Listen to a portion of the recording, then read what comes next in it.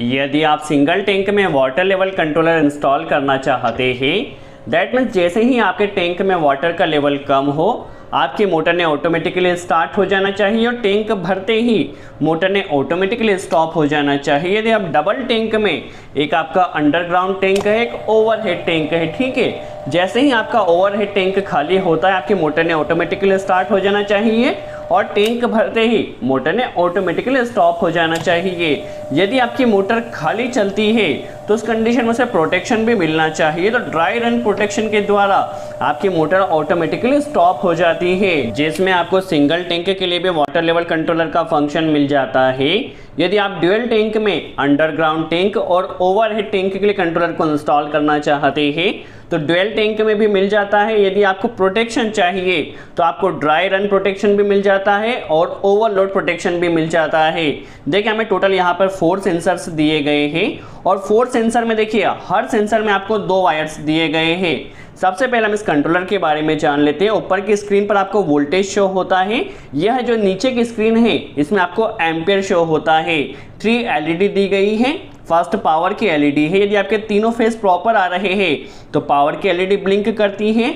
यदि dry run होता है या ओवरलोड होता है या कोई फॉल्ट होता है तो उस कंडीशन में फॉल्ट की एलईडी यहाँ पर आपको ब्लिंक करती है और इंडिकेशन देती है। यदि कोई फॉल्ट भी नहीं है और पावर भी प्रॉपर आ रहा है तो उस कंडीशन में हेल्थ इंडिकेटर वहाँ पर ब्लिंक होगा। देखिए ड्राई रन के जरिए आप सेट कर सकते हैं ड्राई रन के लिए आपको एम्पेयर कितना देना है, ओवरलोड के लिए आपको ओवरलोड का एम्पेयर कितना देना है और एक इसमें टाइमर का फंक्शन भी दिया गया है। यदि आपका सेंसर ऑपरेट होता है तो आपकी मोटर ने कितने समय में स्टार्ट होना चाहिए और भी टाइमर के कई फंक्शन है जो हम आगे चलकर देखने वाले। कनेक्शन करने के लिए आपको S1, S2, N and V में कनेक्शन करना होगा कंट्रोल वायरिंग। RYB में आपको पावर वायरिंग 3 फेज कनेक्ट करना होगा और साथ में ही आपको एक करंट ट्रांसफार्मर भी मिल जाता है तो उसका कनेक्शन आपको CT1 और CT2 में कर देना है, ठीक है, जिसके जरिए आपके कंट्रोल को पता चलेगा कितने एम्पियर आ रहा है। U1 एंड U3 टर्मिनल में जो आपका, यदि आप फर्स्ट टैंक के लिए कनेक्शन करना चाहते हैं या ओवरहेड टैंक के लिए कनेक्शन करना चाहते हैं तो U1 और U3 से कनेक्शन लेना है और यहाँ पर आपको एक कॉमन पॉइंट भी दिया गया है। इसके अलावा L3 और L1 पॉइंट जो दिया गया है वह आपको अंडरग्राउंड टैंक में कनेक्शन करने के लिए दिया गया है यदि आपके पास 12 टैंक है। चलिए अब किस तरह से प्रॉपर कनेक्शन किया जाएगा समझ लेते हैं। देखिए दोस्तों, कंट्रोलर के पीछे आपको इस तरह से कंट्रोल टर्मिनल्स दिए जाते हैं और साथ में ही आपको एक करंट ट्रांसफार्मर भी कनेक्ट करना होता है जिसके जरिए आप करंट मेजर कर सकते हैं। सबसे पहले कंट्रोलर का कनेक्शन हम सिंगल वाटर टैंक के लिए समझ लेते हैं।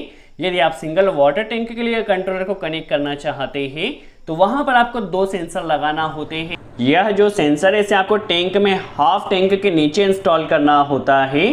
जैसे ही आपके टैंक में वाटर का लेवल इस सेंसर से नीचे जाता है आपकी water pump motor automatically start हो जाती है। तो इसे आपको हाफ टैंक के नीचे इंस्टॉल करना है। जहां पर आप चाहते हैं टैंक इतना खाली हो तो आपकी मोटर ने ऑटोमेटिकली स्टार्ट हो जाना चाहिए। और जो सेकंड सेंसर होता है उसे आपको अपर सेक्शन पर कनेक्ट करना होता है। देखिए नीचे के सेंसर से आपकी वाटर पंप मोटर स्टार्ट हो चुकी है। अब जैसे ही आपका वाटर का लेवल इस सेंसर को टच करता है दैट मीन्स आपका टैंक वहां पर भर चुका है। तो उस कंडीशन में यह कंट्रोलर आपकी वाटर पंप मोटर को ऑटोमेटिकली स्टॉप कर देता है। अब कनेक्शन किस तरह से किया जाएगा समझ लेते हैं। देखिए दोस्तों, अभी हमने input power supply RYB connect किया है। इसे हमने कॉन्टेक्टर के टर्मिनल पर कनेक्ट कर देना है। देखिए सेम फेज सीक्वेंस में RYB पर कनेक्ट कर दिया है। जो कॉन्टेक्टर या ओवरलोड रिले का आउटपुट रहेगा उसका कोई भी एक फेज आपको CT से होते हुए मोटर टर्मिनल पर लेकर जाना है। होगा क्या, इस CT के द्वारा करंट को मेजर किया जाएगा और देखिए आपने किसी भी एक फेज पर CT लगा दिया है, CT का कनेक्शन आपके कंट्रोलर पर हो जाएगा जिससे आपके मोटर के द्वारा कितना एम्पेयर करंट लिया जा रहा है आपको वहां पर इंडिकेशन मिलता रहेगा। देखिए कोई भी एक फेज को आपको CT से होते हुए ले जाना है। देखिए हमने R फेज को यहां से लिया है, Y फेज और B फेज को हमने डायरेक्ट मोटर पर कनेक्ट कर देना है। तो ये हमारी पावर वायरिंग काफी सिंपल है, हो चुकी है। अब देखिए कंट्रोलर में भी हमें RYB कनेक्ट करना होगा। तो देखिए 7 नंबर पर हमें R फेज कनेक्ट कर देना है। देखिए 7 पर R फेज कनेक्ट कर दिया है, 8 नंबर पर Y फेज कनेक्ट कर दिया है और 9 नंबर पर हमने B फेज कनेक्ट कर दिया है। ठीक है, कंट्रोलर में भी हमने 3 फेज कनेक्ट कर दिया है। अब कंट्रोल वायरिंग किस तरह से की जाएगी समझ लेते हैं। देखिए आप कोई भी एक फेस ले लीजिए, हम यहाँ से आर फेस ले रहे हैं, ठीक है, कंट्रोल वायरिंग करने के लिए। देखिए आर फेस को आपको लेना है और सबसे पहले स्टार्ट पुश बटन में कनेक्ट कर देना है। स्टार्ट पुश बटन का जो आउटपुट रहेगा उसे स्टॉप पुश बटन में कनेक्ट कर देना है, और स्टॉप पुश बटन का जो आउटपुट रहेगा उसे आपको एन टर्मिनल पर कनेक्ट करना है। फिर से एक बार एन टर्मिनल पर कनेक्ट करना है, क्योंकि आपका जो वाटर पंप कंट्रोलर है वो ऑटोमेटिकली स्टार्ट स्टॉप होना चाहिए। तो यहां पर सबसे पहले हमने एन टर्मिनल पर कनेक्ट किया है। यदि हमारा सभी कंडीशन सही है, ड्राई रन भी नहीं है, ओवरलोड भी नहीं है और वाटर का लेवल भी एकदम सही है, तो यहां से सप्लाई पास होगी। यदि कोई भी फॉल्ट आता है या वाटर टैंक हमारा भर जाता है तो उस कंडीशन में यहां से सप्लाई कट ऑफ हो जाएगी, ठीक है। तो स्टॉप पुश बटन के आउटपुट को हमने एन टर्मिनल पर कनेक्ट कर दिया है और इसका जो आउटपुट रहेगा वो V से निकलेगा। तो V से ले जाकर हमें कॉन्टेक्टर में लाइन कनेक्ट कर देना है। देखिए A2 पर कनेक्ट कर दिया है और जो न्यूट्रल रहेगा उसे हमने डायरेक्ट कनेक्ट कर देना है, ठीक है। इस कंडीशन में हमारा जो स्टार्टर है वो मैनुअली ऑपरेट होगा, हमने इसमें होल्डिंग सप्लाई कनेक्ट नहीं की है। अब हमें S1 और S2 टर्मिनल के कनेक्शन करना है। तो S1 और S2 टर्मिनल कनेक्शन करने के लिए जो आपका स्टार्ट पुश बटन है, देखिए स्टार्ट पुश बटन के इनपुट से आपको एक कनेक्टर लेना है और इसे S1 टर्मिनल पर कनेक्ट कर देना है। स्टार्ट पुश बटन का जो आपका आउटपुट रहेगा इससे आपको एक कनेक्टर लेना है और इसे आपको S2 टर्मिनल पर कनेक्ट कर देना है, ठीक है। सिंपल सा हमारा S1 एंड S2 का कनेक्शन हो चुका है। अभी हमें करंट ट्रांसफार्मर का कनेक्शन करना है। तो करंट ट्रांसफार्मर में देखिए आपको यहाँ पर दो वायर मिल जाते हैं, S1 और S2, ठीक है। जो आपका रेड वायर है, इस रेड वायर को ले जाकर आपको CT1 के टर्मिनल पर जो 10 नंबर टर्मिनल दिया गया है यहाँ पर कनेक्ट कर देना है, और जो इसका S2 वायर है, सेकंड वायर आपको दिया गया है, इसे CT2 टर्मिनल पर कनेक्ट कर देना है। देखिए हमारे करंट ट्रांसफार्मर का कनेक्शन हो चुका है। अब हम समझ लेते हैं स्टार्टर को होल्डिंग किस तरह से प्रोवाइड की जाएगी। देखिए हमारा स्टार्टर अभी मैनुअली ऑपरेट जरूर होगा, अब स्टार्टर को हमें होल्डिंग प्रोवाइड करना है। तो होल्डिंग के लिए काफी सिंपल कनेक्शन है। देखिए आपके यहाँ पे जो होल्डिंग सप्लाई है स्टार्ट पुश बटन के आउटपुट से और स्टॉप पुश बटन के इनपुट से, देखिए यहाँ से यहाँ तक आपकी होल्डिंग सप्लाई है। इस होल्डिंग सप्लाई को आप किसी भी कॉन्टेक्टर के आउटपुट के एक फेज से कनेक्ट कर दीजिए। क्या होगा, देखिए मैनुअली आपका कॉन्टेक्टर एक बार ऑपरेट हुआ तो उस कंडीशन में सप्लाई यहाँ पर आएगी। देखिए कॉन्टेक्टर ऑपरेट, सप्लाई यहाँ पर आएगी, यहाँ से आप इसे होल्डिंग सप्लाई कनेक्ट कर दीजिए, जिससे हमारा जो स्टार्टर है वह होल्ड हो जाएगा। तो काफी सिंपल कनेक्शन, इस तरह से हमारा स्टार्टर को हम होल्ड कर सकते हैं। तो हमारा यहाँ पर कंप्लीट कनेक्शन हो चुका। अब सेंसर का कंप्लीट कनेक्शन किस तरह से किया जाएगा समझ लेते हैं। जैसा कि हमने देखा था हर एक सेंसर में हमें दो वायर्स दिए गए, ठीक है। सबसे पहले हमें क्या करना है, U1 से एक कनेक्टर लेना है और सेंसर के एक वायर को इस U1 सेंसर से कनेक्ट कर देना है, जिससे हमारी जो मोटर है वो ओवरफ्लो वाटर टैंक को नहीं होने देगी। और जो सेकंड सेंसर है U3 से कनेक्टर लेना है और इसे जो आपका ग्राउंड सेंसर है इसमें आपको कनेक्ट कर देना है। तो यह तो सेंसर का एक एक वायर हुआ, ठीक है। अब सेंसर का जो दूसरे वायर रहेंगे, क्योंकि हर एक सेंसर में दो वायर दिए गए हैं, तो यहाँ पर देखिए जो U1 का एक कनेक्टर है इसे आपको लेना है और इसे कॉमन में कनेक्ट कर देना है। इसी तरह से U3 का जो सेकंड सेंसर का वायर बचा हुआ है इसे भी आपको कॉमन से कनेक्ट कर देना है। और यहाँ पर जो कॉमन का एक टर्मिनल बचा हुआ है, यहाँ पर देखिए आपको L3 और L1 यहाँ पे टर्मिनल्स दिए गए हैं। तो जो L3 का कनेक्टर है कॉमन से आपको L3 कनेक्टर पर कनेक्ट कर देना है। इससे होगा क्या, अब जैसे ही आपका वाटर का जो लेवल है इस U3 सेंसर के नीचे जाता है, आपके water pump motor automatically start हो जाएगी और टैंक में आपका पानी भरने लगेगा। अब जैसे ही टैंक फॉर एग्जांपल पूरा भर चुका है और जैसे ही आपका U1 सेंसर को ये टच करता है, आपका जो वाटर पंप मोटर है वो ऑटोमेटिकली स्टॉप हो जाएगा। तो यह तो हमने कनेक्शन देखा यदि आपके पास सिंगल टैंक है, ठीक है। चलिए पहले हम इतना कनेक्शन प्रैक्टिकली कर लेते हैं। चलिए हमने ड्राइंग के अकॉर्डिंग कनेक्शन कर लिया है। यह हमारे पास मोटर स्टार्टर है, यह start push button, stop push button और एक हमने करंट ट्रांसफार्मर लगाया है। करंट ट्रांसफार्मर जो लगाया है इस कंट्रोलर को देखिए एम्पेयर शो करने के लिए लगाया है। जितना एम्पेयर यहाँ पर लिया जाएगा यहाँ पर हमारे पास कंट्रोलर में शो होगा।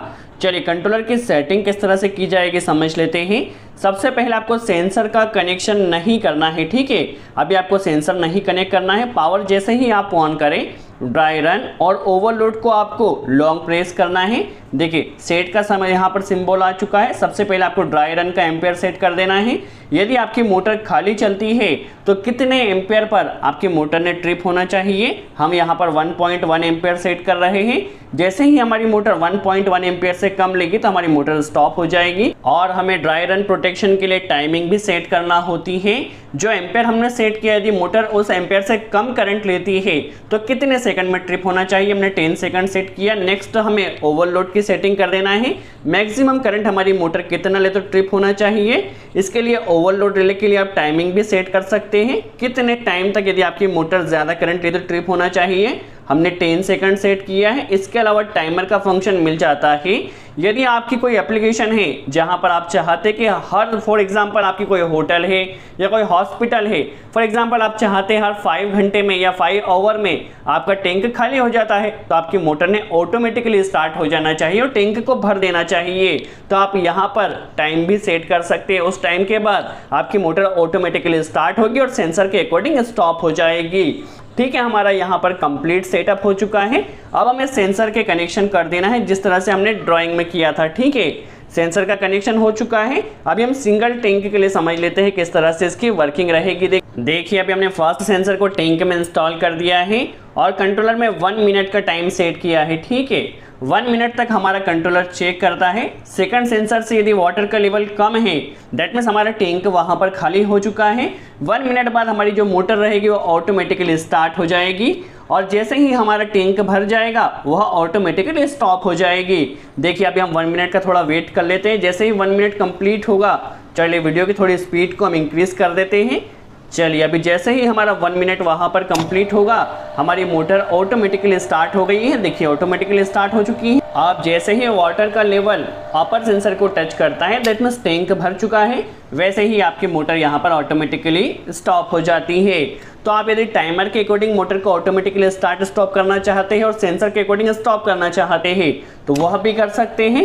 यदि आप automatically that means first sensor के नीचे आपका वाटर का लेवल जाता है तो आपकी मोटर ने स्टार्ट हो जाना चाहिए और जैसे ही आपका टैंक भर जाता है मोटर ने ऑटोमेटिकली स्टॉप हो जाती है। तो दोनों तरह से आप इस कंट्रोलर का कनेक्शन कर सकते हैं। तो यह तो हमने कनेक्शन देखा सिंगल टैंक के लिए। यदि आपके पास डबल टैंक है, एक अंडरग्राउंड टैंक और एक ओवरहेड टैंक, ठीक है, आपको अंडरग्राउंड टैंक से ओवरहेड टैंक को भरना है तो आपको 2 सेंसर और कनेक्ट करना होगा। देखिए दोनों सेंसर में 2-2 वायर्स दिए गए। पहले हम समझ लेते हैं डुअल टैंक के लिए आपको कनेक्शन किस तरह से करना होगा, फिर किस तरह से वर्किंग होगी हम प्रैक्टिकली समझते हैं। अब यदि आप डबल वाटर टैंक कनेक्ट करना चाहते हैं तो सबसे पहले देखिए जो L3 से कॉमन का आपने एक कनेक्टर कनेक्ट किया था, इसे आपको रिमूव कर देना है। देखिए कनेक्टर को हमने रिमूव कर दिया है। हमारे पास ये सेकंड वाटर टैंक है, ठीक है, जो कि हमारा अंडरग्राउंड टैंक है और ये फर्स्ट हमारा जो कनेक्शन रहेगा वो एज इट इज रहेगा। इसमें आपको कोई भी चेंज नहीं करना है, ठीक है। सबसे पहले हमने जो L3 से कॉमन का कनेक्टर था इसे हमने रिमूव कर दिया है। अभी हमें जो अंडरग्राउंड टैंक का कनेक्शन करना होगा उसके लिए देखिए L3 से सेंसर का आपको एक कनेक्टर लेना है और जो आपका अंडरग्राउंड टैंक है, अंडरग्राउंड टैंक में जो आपने बॉटम में सेंसर इंस्टॉल किया है इसमें आपको कनेक्ट कर देना है। देखिए L3 को आपने बॉटम में कनेक्ट कर दिया है। अब L1 से आपको एक कनेक्टर लेना होगा और इसे जो आपके अंडरग्राउंड टैंक में जो अपर सेक्शन पर आपने सेंसर कनेक्ट किया है इसमें आपको कनेक्ट कर देना है। देखिए हमारा यहाँ पर सेंसर का एक एक वायर का कनेक्शन हो चुका है। जैसा कि हर एक सेंसर में हमारे पास 2-2 वायर्स आए हैं तो इन दोनों सेंसर के एक एक वायर को आपको कॉमन पर कनेक्ट कर देना है। देखिए सिंपल सा कनेक्शन है, इस तरह से आप कनेक्शन कर सकते हैं। आप किस तरह से वर्किंग होगी हम समझ लेते हैं। तो हमने ड्राइंग के अकॉर्डिंग कनेक्शन कर लिया है। सबसे पहले हम सिंगल टैंक के लिए किस तरह से वर्किंग होगी समझ लेते हैं। देखिए दोस्तों अभी हमारा फर्स्ट सेंसर वाटर में डाला गया है। यदि आप इसे टाइमिंग के अकॉर्डिंग स्टार्ट स्टॉप करना चाहते हैं तो हमने 1 मिनट का टाइम सेट किया है। 1 मिनट बाद कंट्रोलर मोटर को ऑटोमेटिकली स्टार्ट कर देगा। देखिए जैसे ही 1 मिनट हमारे कंप्लीट हो गए हमारी मोटर ऑटोमेटिकली स्टार्ट हो चुकी है और जैसे ही आपका टैंक भर जाएगा आपकी मोटर ऑटोमेटिकली स्टॉप हो जाएगी। तो यह तो हमने सिंगल टैंक के लिए देखा है। ड्यूअल टैंक के लिए क्या होगा, देखिए यदि आपको अंडरग्राउंड टैंक से ओवरहेड टैंक को भरना है, ठीक है, तो जो अंडरग्राउंड टैंक में फर्स्ट सेंसर रहेगा इसे आपको बॉटम में इंस्टॉल कर देना है। जब भी आपका वाटर का लेवल इस सेंसर से नीचे रहेगा दैट मीन्स आपके टैंक में वाटर खत्म हो चुका है, उस कंडीशन में आपकी मोटर स्टार्ट नहीं होगी। तो अंडरग्राउंड टैंक में फर्स्ट सेंसर को आपको बॉटम में इंस्टॉल करना है, ठीक है। वाटर का लेवल इसके ऊपर जब रहेगा तभी आपकी मोटर स्टार्ट होगी और अंडरग्राउंड टैंक से ओवरहेड टैंक में पानी जाएगा। देखिए अभी आपका अंडरग्राउंड टैंक का सेंसर वाटर में डूबा हुआ है और ओवरहेड टैंक आपका खाली है, क्योंकि एक सेंसर ऊपर है तो आपकी मोटर यहाँ पर स्टार्ट होगी। देख लेते हैं हम। देखिए 1 मिनट का टाइम हमने सेट किया है, 1 मिनट बाद हमारी मोटर ऑटोमेटिकली स्टार्ट होगी। अंडरग्राउंड टैंक से वाटर ओवरहेड टैंक में जा रहा है, जैसे ही ओवरहेड टैंक भर जाता है हमारी मोटर ऑटोमेटिकली स्टॉप हो जाएगी। देखिए इस तरह से। और यदि आपका ओवरहेड टैंक भी पूरा भरा हुआ है तो जो अपर सेंसर रहेगा उसे आपको एकदम टॉप पर इंस्टॉल करना है। इस सेंसर के जरिए अंडरग्राउंड टैंक में भी क्या होगा, आपका वाटर का ओवरफ्लो नहीं होगा। तो इस तरह से हमें सेकंड सेंसर को भी अंडरग्राउंड टैंक में इंस्टॉल कर देना है। तो यदि आप इससे सिंगल टैंक के लिए कंट्रोलर को यूज करना चाहते हैं तो भी कर सकते हैं, यदि आप डुअल टैंक के लिए यूज करना चाहते हैं तो भी आप कर सकते हैं। और कंट्रोलर में आपको एक स्विच दिया गया है जिसके जरिए आप इसे ऑटो, मैनुअल या बाईपास मोड में रन कर सकते हैं। यदि आप इसे बाईपास करते हैं तो मोटर को आप मैनुअली जब भी आप स्टार्ट करना चाहें पुश बटन के जरिए स्टार्ट कर सकते हैं। यदि आप इसे बाईपास करते हैं तो आपके सेंसर वर्क नहीं करेंगे, साथ ही साथ आपका प्रोटेक्शन भी वर्क नहीं करेगा। यदि आप इसे मैनुअल मोड पर सिलेक्ट करते हैं तो मैनुअल मोड पर आपके सेंसर वर्क नहीं करेंगे बट प्रोटेक्शन वर्क करते रहेगा। आपको ड्राई रन प्रोटेक्शन मिलेगा और ओवरलोड का फंक्शन मिल जाएगा। यदि आप इसे ऑटो मोड पर सेलेक्ट करते हैं तो आपकी जो मोटर है वह सेंसर के अकॉर्डिंग स्टार्ट स्टॉप होगी, प्लस आपको प्रोटेक्शन भी मिल जाएगा। यदि आप सेंसर के अकॉर्डिंग मोटर को स्टार्ट स्टॉप करना चाहते हैं तो आप इसे ऑटो पर सेलेक्ट कर दीजिए। अब यदि आप कंट्रोलर को टाइमिंग के अकॉर्डिंग ऑटोमेटिकली स्टार्ट स्टॉप करना चाहते हैं, देखिए जब भी आप पावर को ऑन करें ड्राई रन और ओवरलोड की को आपको प्रेस करना है। यहाँ पर देखिए टाइमर का सेटिंग आपको सेट करना होगा। इसका फंक्शन क्या रहेगा समझ लेते हैं। फॉर एग्जाम्पल आपकी कोई कंपनी है, हॉस्पिटल है या हॉस्टल है जहाँ पर आपको पता है जो टैंक है वो 1 आवर के बाद या 2 आवर के बाद खाली हो जाता है, और यदि आप इसे ऑटोमेटिकली भरना चाहते हैं तो उस कंडीशन में आप यहाँ पर टाइमिंग सेट कर दीजिए। अभी हमने 120 मिनट सेट किया है। 120 मिनट रेट में हर 2 आवर में आपका कंट्रोलर आपकी मोटर को स्टार्ट करेगा और जैसे ही सेंसर आपका टैंक भर जाएगा सेंसर के अकॉर्डिंग वह ऑटोमेटिकली स्टॉप हो जाएगा। तो यदि आप टाइमर के अकॉर्डिंग ऑटोमेटिकली स्टार्ट स्टॉप करना चाहते हैं तो ये फंक्शन भी आपको मिल जाएगा। यदि आप इस कंट्रोलर को परचेज करना चाहते हो डिस्क्रिप्शन में आपको कॉन्टैक्ट नंबर दिया गया है या लिंक पर जाकर भी आप इसे परचेज